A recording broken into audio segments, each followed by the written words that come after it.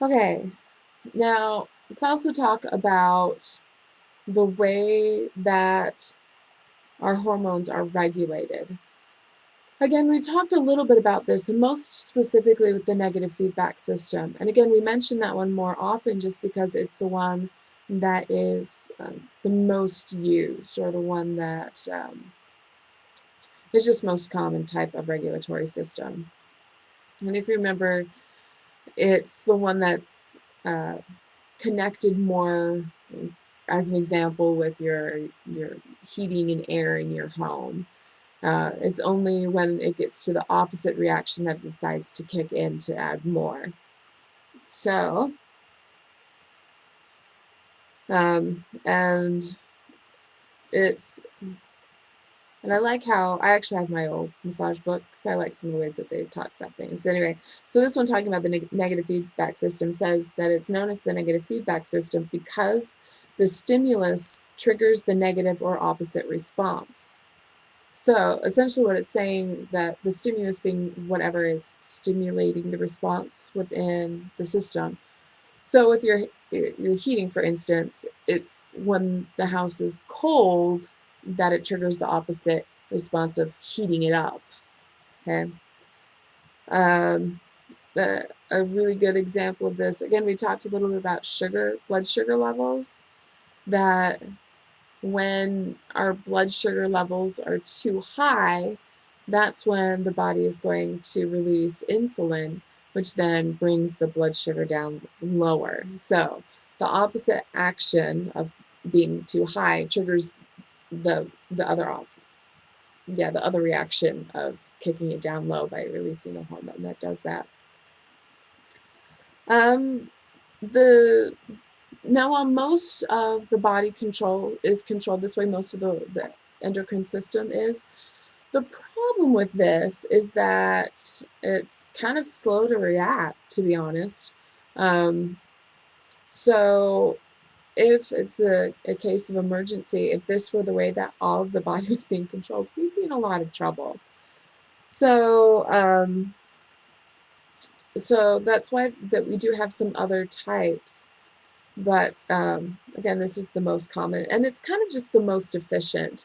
Why actually release a hormone if you don't need it? You know, instead they're just going to wait until it's needed, and then they'll actually let it go. The next type of control system is the hormone control system, and basically this is just where release of one type of hormone actually controls the secretion and release of another type of hormone.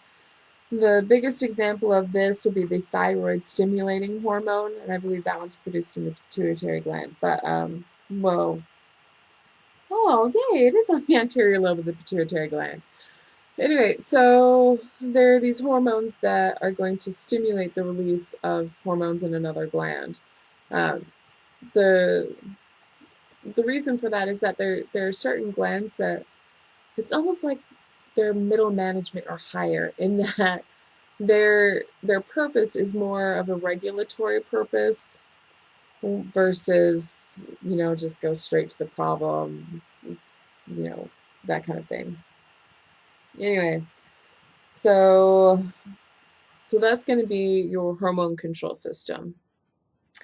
The next one we do have is the neural control system, and that's where the release of hormones is directly controlled by the nervous system. The biggest example of these would be your stress hormones, the epinephrine and norepinephrine, because they are controlled by the sympathetic nervous system. And if you guys remember, the sympathetic nervous system is a subcategory of the autonomic nervous system, which is a subcategory of the peripheral nervous system. Let's see how it all kind of just like chains down. Anyway, so when the sympathetic nervous system kicks in, that's our stress response. And again, when we were evolving, we were in situations that were life and death, and usually those situations were very fast onset. They happened very quickly, and we needed to respond very quickly. So, so we just got used to having this nervous system take over and release those hormones that were going to help us to survive the best. Um, I don't know about you, but I'm not really in that many life or death situations anymore. So now it's not really quite as awesome as it was then, but it used to serve a very important purpose. Now, the final one that we talked about a little bit was the positive feedback system. And again, if the negative feedback system was going to kick in the opposite reaction to what your state was at the present time, then your positive feedback was going to kick in even more of it.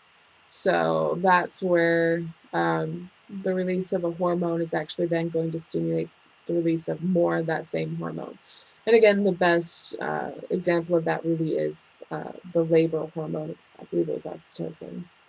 So that one is really going to be the great example of how it just sort of builds. I mean, in many ways, it's sort of like sound waves. When a microphone is held up to speaker, you ever heard that really, really loud, sharp noise that just is really painful?